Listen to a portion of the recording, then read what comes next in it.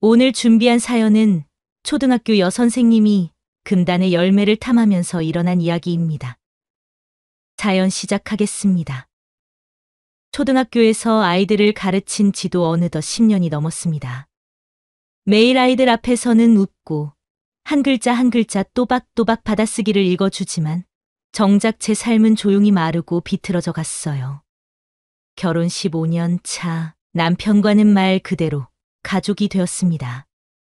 다정한 눈빛도 설레는 말도 언제부턴가 우리 사이에서는 사라졌고 그 빈자리를 대신한 건 서로를 향한 냉대뿐이었어요. 같이 사는 게 아니라 같이 버티는 느낌.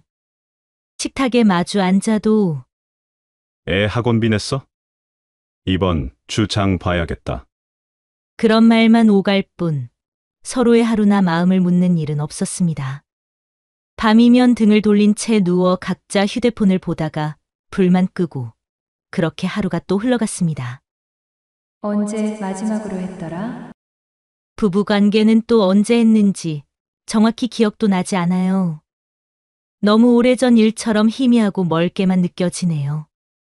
그런데 제 삶을 송두리째 바뀌어 버린 날이 찾아왔어요. 그날 교무실 창문 틈으로 바람이 좀 세게 들어왔습니다. 상담 주간 첫날이라 하루 종일 바쁘게 지나가고 있었는데 마침내 마지막 상담 시간이 되어서 문이 조용히 열렸어요. 단정한 셔츠에 카디건을 걸친 남자가 들어오더군요. 첫인상은 조용하고 말수가 적어 보이는 편이었고 명함을 꺼내며 웃으며 인사했어요. 광고 대행사 쪽에서 일합니다. 아이가 선생님 수업 얘기를 자주 하더라고요. 감사 인사는 꼭 드리고 싶었습니다. 평범한 인사였는데 이상하게 그 순간엔 말투 하나하나가 집중하게 만들고 뇌리에 꼽혔어요. 그리고 상담이 끝나갈 무렵 그쪽도 뭔가 아쉬웠던지 살짝 망설이는 듯하다가 말했어요. 혹시 시간 괜찮으시면 나중에 커피 한 잔 어떠세요? 갑작스러운 제안이었고 당황스럽기도 했고 학부형이랑 밖에서 만나는 건 용납이 안 되었는데 저도 모르게 대답이 나왔습니다. 네, 알겠어요. 그냥 커피 한 잔, 그럴 수 있다고 스스로를 설득했던 것 같아요. 하지만 지금 생각하면 그게 시작이었죠. 금요일 오후 학교 근처 조용한 카페. 그는 약속 시간보다 5분 먼저 와 있었습니다. 저는 괜히 옷매무새를 다듬고 머리를 한번 쓸어 넘긴 후에야 문을 열고 안으로 들어갔어요. 오셨어요? 날씨가 꽤 쌀쌀하네요. 커피 2잔이 테이블 위에 놓이고 그는 대뜸 이렇게 말했습니다. 사실 선생님이 어떤 사람인지 궁금했어요.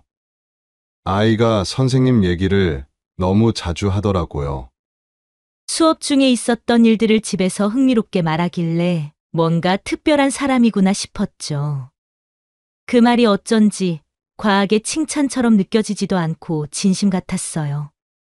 대화는 생각보다 훨씬 편했어요. 교육 얘기에서 시작해서 자녀 양육, 요즘 아이들 기질, 그러다 슬며시 서로의 일상 이야기까지 이어졌습니다. 선생님도 아이 있으시죠? 네, 둘 있어요. 중학생, 초등학생. 와, 바쁘시겠네요. 그럼 남편분도 같이 양육 도우시고? 그 질문에 잠깐 망설였습니다. 뭐, 도우려고는 하죠. 근데 요즘은 좀 대화가 많이 줄어서요. 그가 고개를 끄덕이며 말했어요.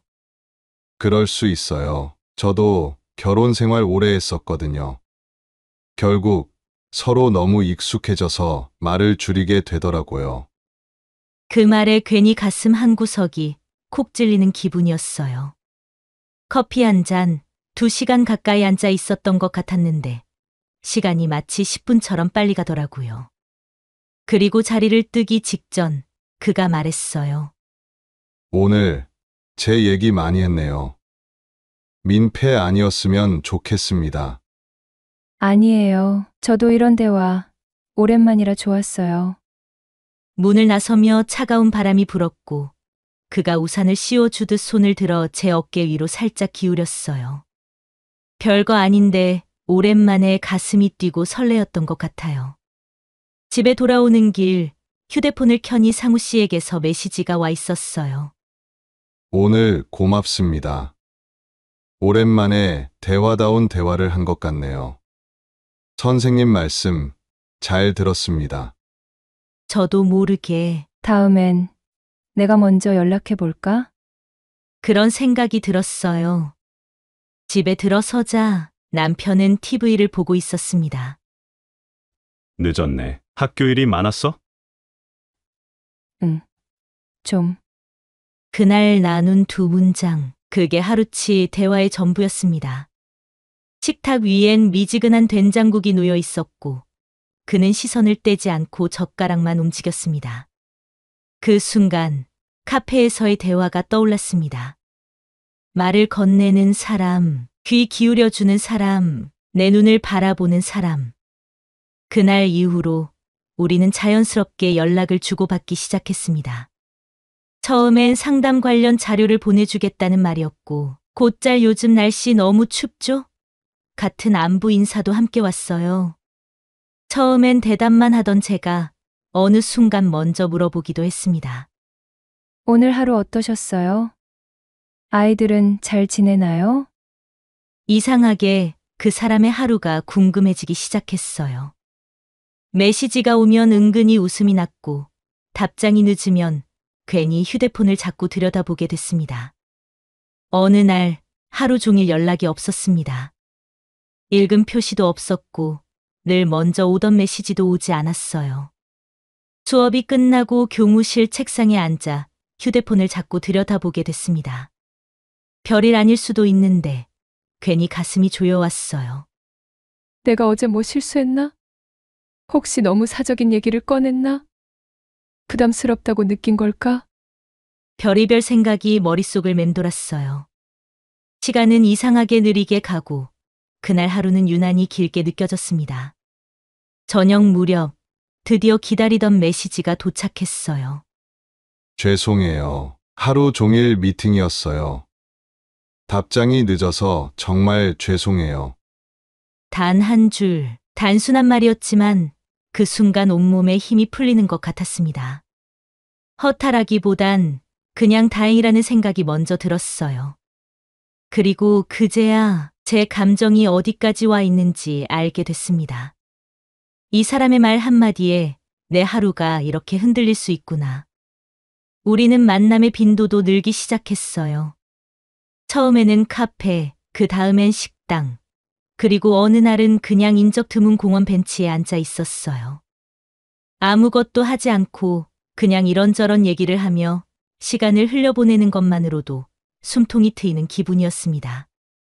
선생님은 혼자일 때 뭘 하세요? 아무것도 안 해요. 그냥 멍하니 있어요. 저도 그래요. 괜히 뭔가 해야 할 것 같은데 사실은 아무것도 하기 싫을 때가 더 많죠. 그는 공감이라는 걸 굳이 설명하지 않아도 정확히 느끼게 해주는 사람이었어요. 그래서였을까요? 그날따라 제 속 얘기가 술술 나왔습니다. 요즘은요. 집에 가면 그냥 내가 투명한 사람 같아요. 아이들 챙기고 집안일 하고 그걸로 하루가 다 끝나버리는 느낌이랄까요?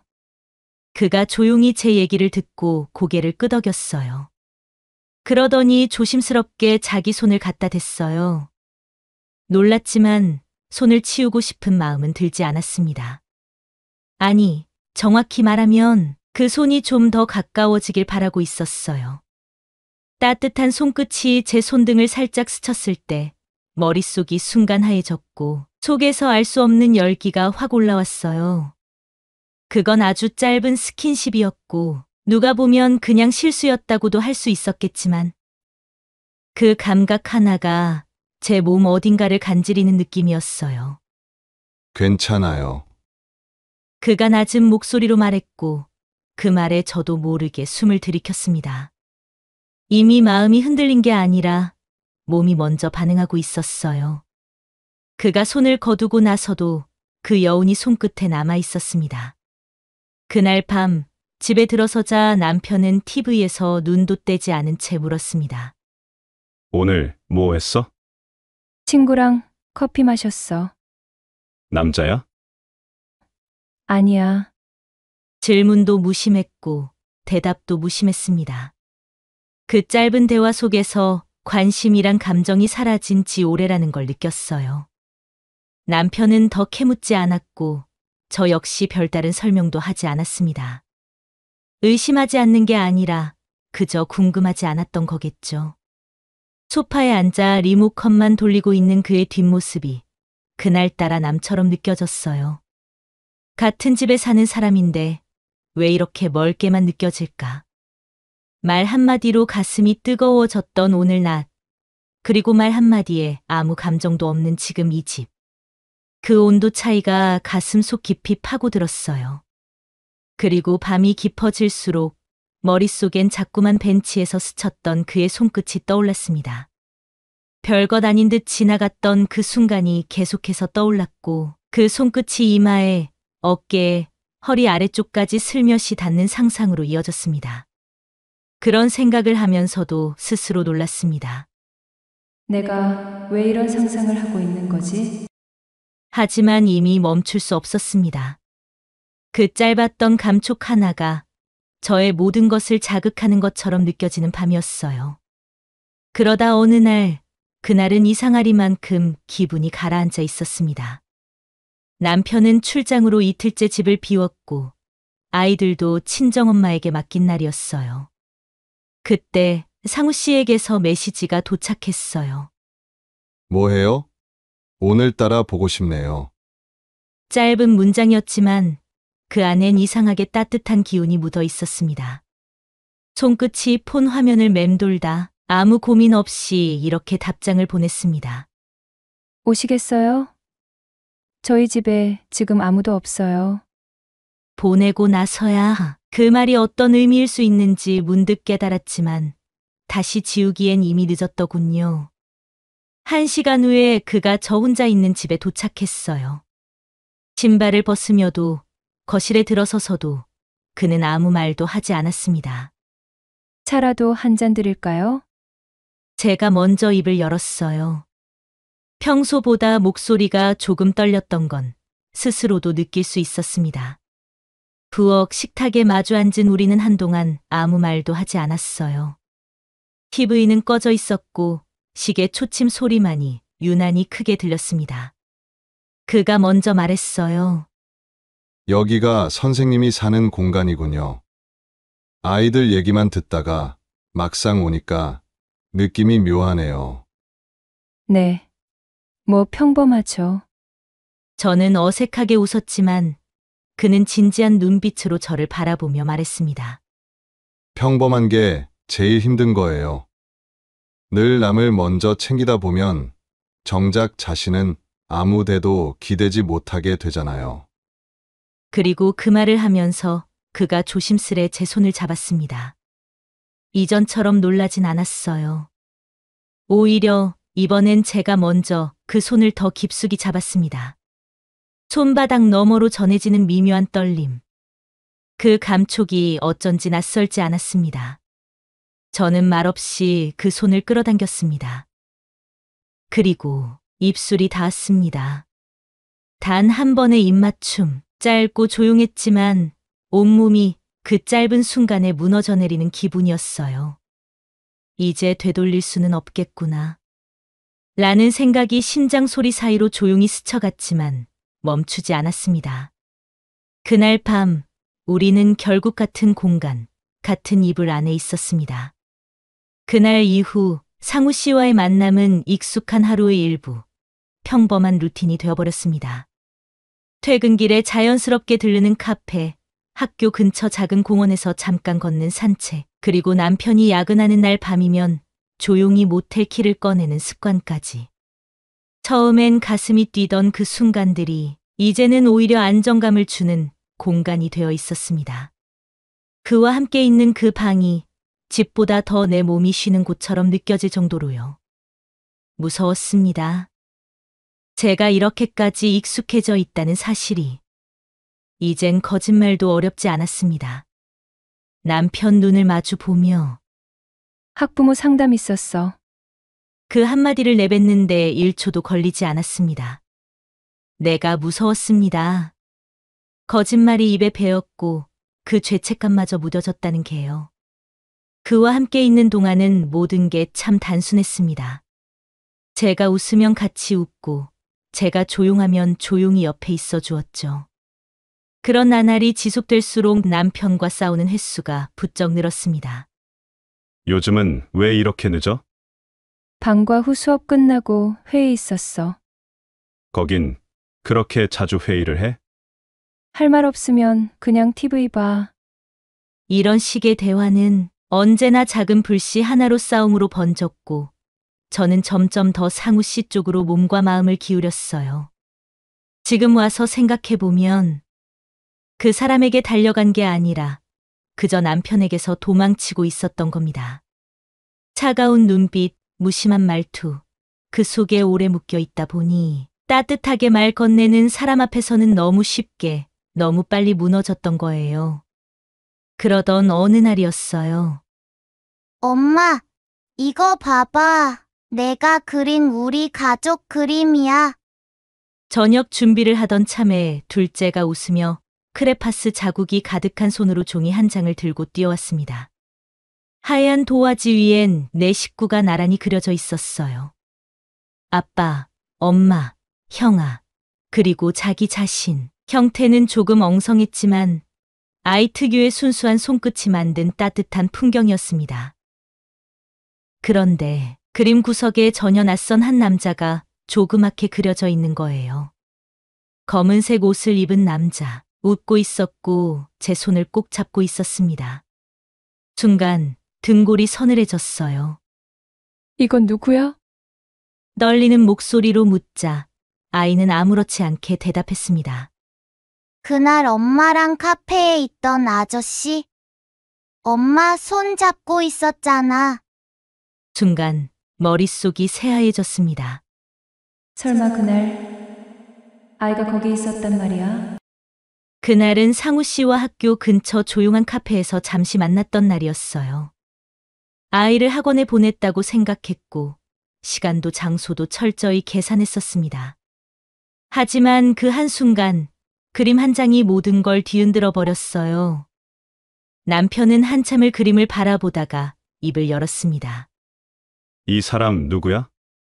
숨을 들이쉬고 최대한 담담하게 대답했어요. 학부모 중에 한 분이야.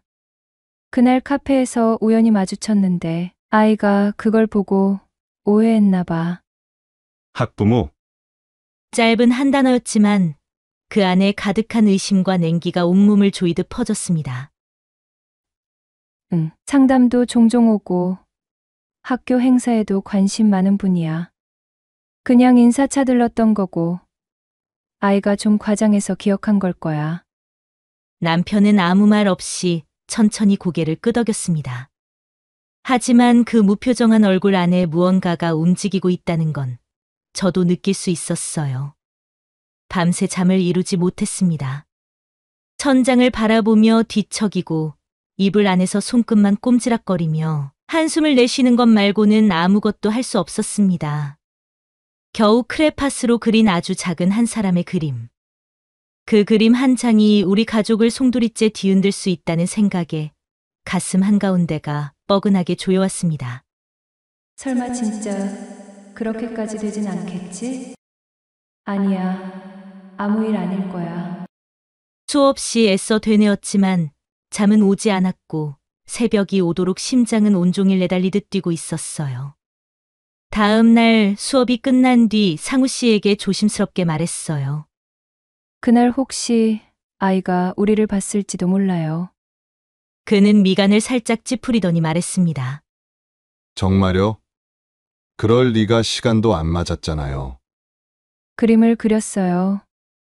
남편도 봤고요.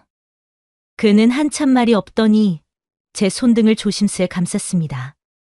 괜찮아요. 우리가 뭘 하는 걸 본 것도 아니고 아이가 본 건 우리가 커피 한 잔 마시는 게 다잖아요.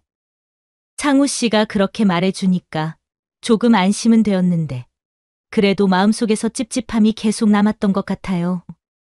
그리고 그 찝찝함은 곧 현실로 닥쳐왔고요. 창우 씨와 만나고 돌아온 날 밤에 남편은 무표정한 얼굴로 거실 소파에 앉아 맥주캔을 뚝딱 따고 있었습니다. TV도 안 켜고 말도 안 하고 아이들이 잠든 뒤 남편이 조용히 입을 열었어요. 그림 속 남자. 내가 알만한 사람이야? 아니에요. 그냥 학부모 중 한 분이에요. 그는 웃지도 않았고 화내지도 않았습니다. 그저 조용히 말했습니다. 그래? 그래야 할 거야. 그 말이 방 안 온도를 몇 도는 낮추는 것처럼 서늘하게 가슴을 스쳤습니다. 며칠간 남편은 아무 말이 없었어요.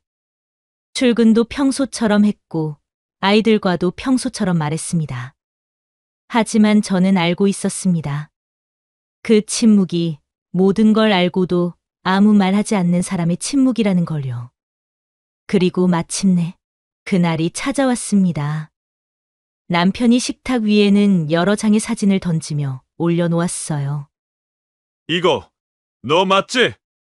사진 속 모습들은 창가 쪽 식당 자리에서 상우 씨와 손을 맞잡고 웃고 있는 모습이라든지, 모텔에서 나오며 웃고 있는 모습들도, 누가 찍었는지도 언제 찍혔는지도 모를 그 장면이 사진 속에서 저를 조용히 응시하고 있었습니다. 들켰다는 공포, 끝났다는 체념. CXX야, 이게 뭐냐고! 여보, 그거 다 오해야. 오해. 오해라고? 오해 같은 소리 하고 있네. 객스넥스야 언제부터야? 입이 떨어지지 않았습니다. 거짓말을 할 수 없었어요. 이미 증거는 눈앞에 있었고 아무 말도 통하지 않는 순간이었습니다. 여보, 미안해. 나는 고개를 숙였고 바닥에 무릎을 꿇었습니다. 그 순간 다른 선택은 없었어요. 너 내 엄마가 맞는 거야? 이게 초등학교 선생으로서, 아니 애 엄마로 이게 할 짓이냐고! 남편의 한마디 한마디가 뼈에 박혔습니다. 제발 아이들 봐서라도 한 번만 용서해줘. 내가 잘못했어. 다시는 이런 일 없게 할게. 나는 바닥을 짚고 엎드렸습니다. 눈물이 멈추지 않았고 숨을 삼킬 때마다 속이 울렁거렸습니다. 남편은 등을 돌리고 말했습니다. 더 들을 것도 없어. 넌 이미 선을 넘은 거야. 나는 식탁 앞에 무릎 꿇은 채 그 자리에서 새벽까지 울었습니다. 다음 날 아침, 저는 집을 나와 손끝이 얼어붙은 듯한 상태로 상우 씨에게 전화를 걸었습니다. 들켰어요. 남편이 증거 사진까지 가지고 있어요. 잠시 정적이 흘렀고 그의 목소리는 당황과 초조함이 섞여 있었어요. 진짜? 사진까지? 누가 찍은 거야? 어떻게? 몰라요. 누가 찍었는지는. 그는 짧게 욕을 내뱉고 급하게 말했습니다. 우선 남편부터 다독여요. 우리 관계는 그냥 학부모랑 선생님 관계라 하고 무조건 잡는 건 들키면 안 돼요. 나는 아무 말도 하지 않았습니다. 그 침묵이 불안했는지 그가 덧붙였어요. 남편이 나한테 소송 걸면 나 회사도 위험해요. 위자료 줄 돈도 지금은 없고 암튼 빌어서라도 그냥 넘어가게 해요. 그 순간 나는 이 사람이 지금 뭘 걱정하고 있는지를 정확히 알게 됐어요. 회사, 위자료, 이미지.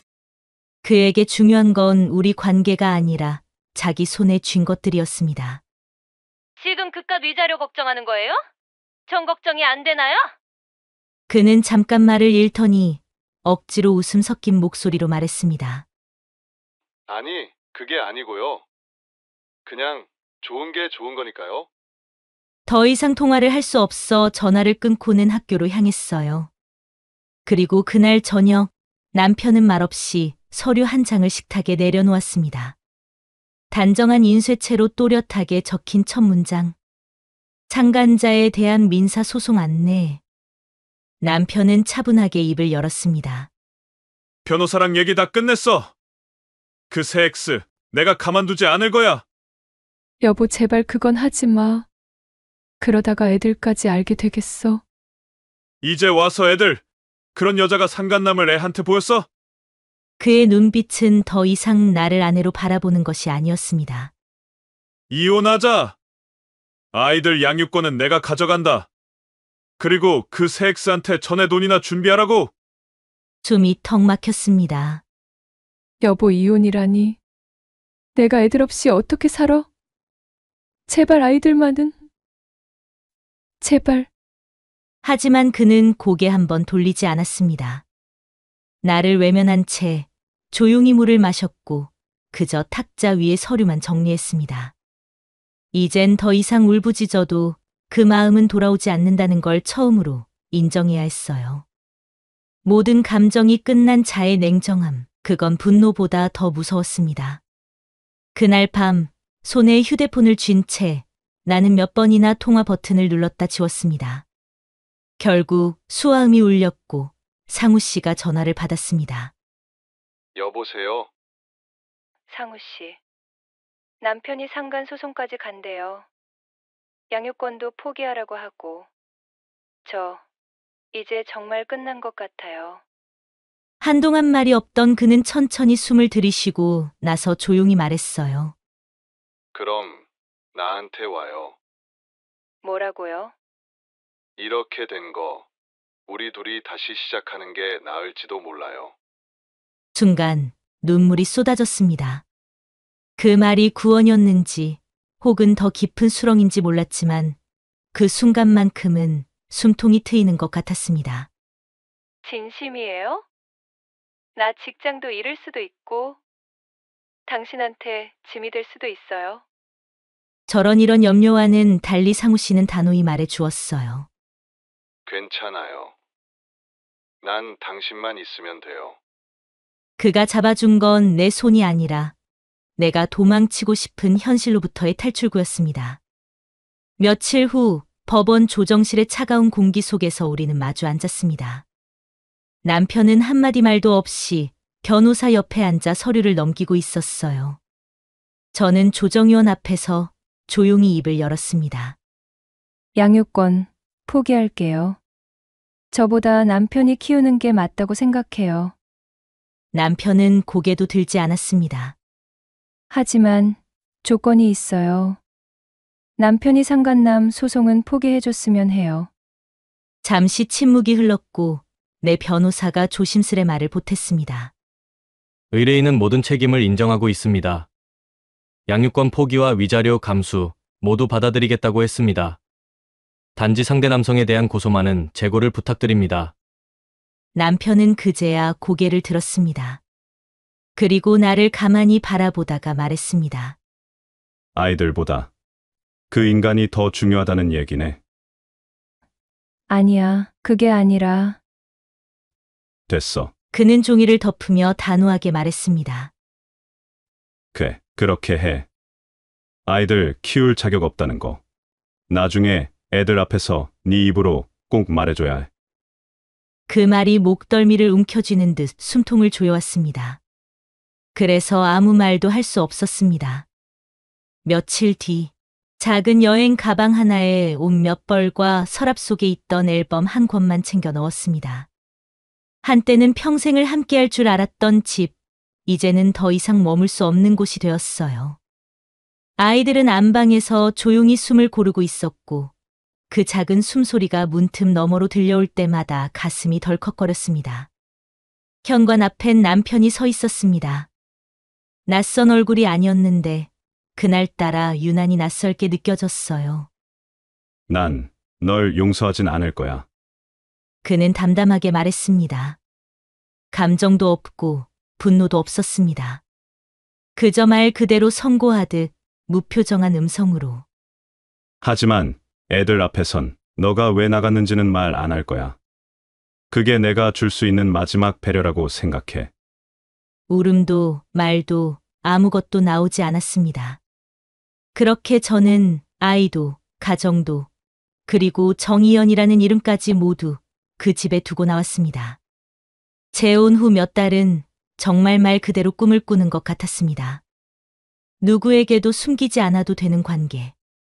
아침에 눈을 뜨면 바로 옆에 있는 상우 씨. 그 사람의 품은 한때는 도피였고 이제는 안식이었어요. 하지만 그 행복은 생각보다 훨씬 빨리 조용히 무너지고 있었습니다. 상우 씨는 여전히 다정했습니다. 말도 따뜻했고 표정도 변함없었어요. 그런데 이상하게 그 다정함이 어느 순간부터는 형식처럼 느껴졌습니다.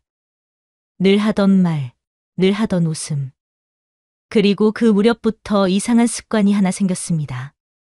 그 사람의 휴대폰을 몰래 들여다보는 겁니다. 내가 또 이러는구나. 스스로가 한심했지만 멈출 수가 없었습니다. 이 사람은 나 때문에 모든 걸 잃은 사람인데 내가 이러면 안 되지. 이성은 그렇게 말했지만 직감은 자꾸만 등을 긁듯 불안하게 속을 파고들었습니다. 그 불안은 얼마 지나지 않아 확신으로 바뀌었고요. 화장실에 가져가는 휴대폰, 모르는 번호로 걸려오는 전화, 그리고 새벽녘 거실에서 혼자 실실 웃으며 누군가와 메시지를 주고받는 모습까지. 그 장면을 봤을 때 속이 뒤집히는 줄 알았습니다. 그 순간 깨달았습니다. 이 사람도 결국 나처럼 편안함에 금방 실증을 느끼는 사람이었다는 걸. 그날 밤 더는 참지 못하고 조용히 입을 열었어요. 요즘 혹시 다른 사람 있어? 그는 곧장 대답하지 않았습니다. 대신 고개를 살짝 돌린 채 물컵을 입에 대고 천천히 마셨습니다. 그 말 왜 갑자기 해? 그 말투, 어디서 많이 들어본 말투였습니다. 예전에 제가 그랬습니다. 그냥 예전에 나도 자기 만날 때 이랬거든. 말 돌리고 시선 피하고 그러다 결국 말을 다 끝내기도 전에 그는 컵을 내려놓으며 쏘아붙였습니다. 지금 그 얘기를 왜 나한테 해? 결국 날 똑같은 사람으로 몰고 싶어서야? 그 한마디에 가슴이 철렁 내려앉았습니다. 맞아, 그때 내 남편도 이런 기분이었겠지? 그때도 저는 시선을 피했고 말을 돌렸고 거짓말을 입에 달고 살았으니까요. 그런데 지금 이 남자 앞에서 전 남편이 했던 질문을 똑같이 하고 있는 제가 있었습니다. 돌고 돌아 저는 똑같은 자리에 와 있었습니다. 이번엔 피해자가 아니라 되갚음을 받는 사람으로. 며칠 전부터 상우 씨는 연락이 뚝 끊긴 채 집에 들어오지 않았습니다. 문자도 전화도 없었습니다. 그리고 이틀 만에 겨우 돌아온 그는 평소와는 전혀 다른 얼굴로 저를 보았습니다. 차가운 눈빛. 말끝마다 날선 조롱이 묻어나 있었습니다. 넌 대체 왜 그렇게 불안하냐? 불안하면 나 말고 딴 사람 만나든가. 어차피 너 그런 식으로 살아왔잖아. 그 한마디가 가슴을 서늘하게 베고 지나갔습니다. 전 남편은 나를 질책은 했지만 이렇게 모욕하지는 않았습니다. 그 사람은 최소한 내가 무너져도 조용히 등을 돌리는 사람이었지. 이렇게 내 상처에 침을 바르진 않았습니다. 그날 밤 잠이 오지 않아 서랍 깊숙이 넣어두었던 예전 사진첩을 꺼냈습니다. 아이들과 웃고 있는 사진, 김치찌개 한 그릇에 나란히 앉은 식탁, 소파에 앉아 책을 읽던 전 남편의 모습. 그땐 그게 너무 밋밋하고 지루해 보여서 벗어나고 싶었는데 지금 와 보니 그건 진짜 행복이었다는 걸 알게 됐습니다. 지금 곁에 있는 이 사람은 나를 구해준 사람이 아니라 그저 나와 같은 구덩이에 뛰어든 사람이었습니다. 이제 상우 씨는 거의 집에 머무르지 않습니다. 처음엔 하루 종일 연락하고 무슨 일이든 나누려 하던 그 사람이었는데 일주일에 하루도 들어오지 않는 사람으로 변했습니다. 내가 이렇게까지 비참해졌구나. 그 생각만 자꾸 머릿속을 맴돌았습니다. 거짓말을 하며 살던 나날보다 지금처럼 의심조차 못하고 말 한마디 건네는 것조차 눈치 보는 이 시간이 훨씬 더 외롭고 서글펐습니다. 이제 나는 누구보다 사랑받고 싶었던 여자가 아니라 그 누구에게도 필요 없는 사람이 된 기분이었습니다. 그러다가 오랜만에 얼굴을 내민 학부 시절 동문 모임, 지인을 통해 겨우 참석하게 된 자리였는데 가게 되었습니다. 그곳에서 마주친 남자 동창. 결혼한 사람도 아니었고 과하게 들이대는 사람도 아니었지요. 하지만 그가 나를 바라보는 눈빛이 어쩐지 오래전 내가 그리워하던 눈빛과 닮아 있었습니다. 나는 또 누군가에게 기대고 싶어졌습니다. 집에 돌아가는 길, 그 사람의 차를 탔습니다. 그냥 이야기만 나누다 집에 가면 되지. 그렇게 저를 합리화했습니다. 하지만 결국 나는 또 같은 짓을 했습니다. 창우 씨를 속이고 새로운 사람과 연락을 주고받고 그 밤 이후 짧고 어정쩡한 만남을 몇 번이고 반복했습니다. 그게 나쁘다는 걸 알면서도 이미 몸이 익혀버린 선택이었습니다. 변명은 없었습니다. 그저 나라는 인간이 이 정도였다는 걸 다시 한번 확인하는 밤이었습니다. 처음엔 상우 씨가 눈치채지 못할 거라 생각했습니다. 조용히 연락했고 조심스럽게 만났으니까. 하지만 그런 생각도 오래 가지 않았습니다. 어느 날 밤, 그는 말도 없이 집으로 들어왔습니다. 말없이 내 앞에 섰고 한참을 보더니 조용히 말했습니다. 봐. 내가 뭘 했어. 한 번 그런 사람은 또 그런다고 했잖아. 숨이 막혔습니다. 당신도 바람 피웠잖아. 그 말이 간신히 입 밖으로 나왔습니다. 그는 비웃듯 고개를 저었습니다. 맞아. 그런데 나랑 너랑 같아? 넌 남편 있고 애들도 있으면서 나랑 손잡았잖아. 이게 같아. 순간 내가 그동안 붙잡고 있던 사랑이라는 말이 얼마나 구차한 핑계였는지 깨달았습니다. 그의 말은 잔인했지만 틀린 말이 아니었습니다. 창우 씨는 그렇게 말하고 나가 버렸고 저는 불 꺼진 거실에 혼자 앉아 핸드폰 속 사진첩을 뒤적였습니다. 아이들과 함께 웃고 있는 전 남편. 저는 떠났지만 그는 여전히 아빠로, 가정의 가장으로 남아 있었습니다. 그게 생각보다 더 아프게 다가왔습니다. 정확히 3년 만이었습니다. 길거리에서 전 남편과 마주친 건 길을 걷다가 건너편 횡단보도에서 익숙한 실루엣이 눈에 들어왔습니다. 딱 멈춰 서서 날 보고 있던 전 남편. 그도 나를 알아봤고 우리는 몇 초간 아무 말 없이 눈을 마주쳤습니다. 먼저 인사를 건넨 건 그 사람이었습니다. 의외였어요. 잘 지냈어? 응. 뭐 그렇지? 그의 얼굴에는 감정이 없었습니다. 화도, 미련도, 원망도 없이 그저 지나가는 인사 같았습니다. 그리고 아무 일 없었다는 듯 돌아서 걸어갔습니다. 나는 한참을 그 자리에 서 있다가 순간 눈물이 왈칵 쏟아졌습니다. 그토록 담담한 모습이 오히려 날 죄인처럼 만들었습니다. 내가 무너뜨린 그 사람의 삶. 그 사람은 벌써 괜찮아진 것 같고 나는 여전히 그 시간에 갇혀 있는 느낌이었습니다. 며칠 뒤 아이들 얘기를 핑계 삼아 전 남편에게 연락을 걸었습니다. 처음 몇 초는 망설이다가 조용히 말했죠. 애들, 잘 지내죠? 그는 의외로 친절하게 받아주었습니다. 첫째는 축구교실에 다니기 시작했다는 이야기, 둘째는 글쓰기에 흥미를 보인다는 이야기, 건강 상태, 학교 생활까지. 그의 말투는 차분하고 담백했습니다. 어느새 통화는 20분을 넘겼고 나는 괜히 머뭇거리며 입을 뗐습니다. 혹시 밥 한번 같이 먹을 수 있을까요? 잠시 정적이 흘렀습니다. 그리고 그가 말했습니다. 지금 사랑하는 사람이 있어. 2년쯤 됐고 내가 많이 힘들었을 때 옆에 있어준 사람이야. 가슴이 철렁 내려앉았습니다.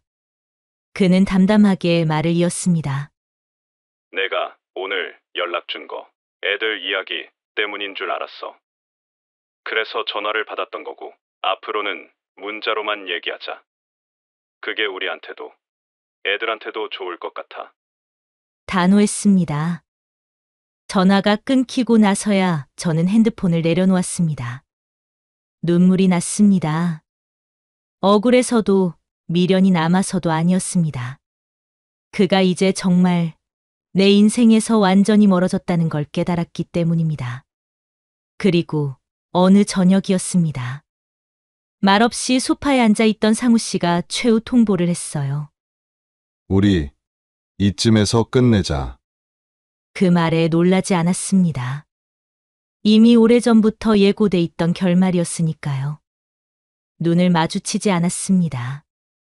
그저 조용히 고개를 끄덕였고 그는 옷장 문을 열어 간단한 옷가지만 챙긴 뒤 신발을 신고 현관문 앞에 섰습니다. 건강해요. 제가 마지막으로 건넨 말이었습니다. 그는 대답하지 않았고 조용히 문을 열고 나갔습니다. 문이 닫히는 소리, 그 소리 하나로 모든 게 끝났다는 걸 알 수 있었습니다. 혼자 남겨진 집은 텅 빈 냉장고보다 더 싸늘했습니다. 잠을 설친 밤이면 무의식처럼 휴대폰 사진첩을 열어 아이들의 사진을 들여다보게 되었습니다. 같이 놀러 갔던 바닷가, 유치원 졸업식 날, 탁에서 웃으며 떡국 먹던 모습들. 손끝으로 사진을 넘기며 몇 번이고 울컥했습니다. 정말 내가 사랑하지 않았던 걸까? 그때 왜 그렇게 쉽게 등을 돌렸던 걸까? 가끔 용기 내어 아이들에게 문자를 보냅니다. 잘 지내지? 요즘 감기 유행이라던데.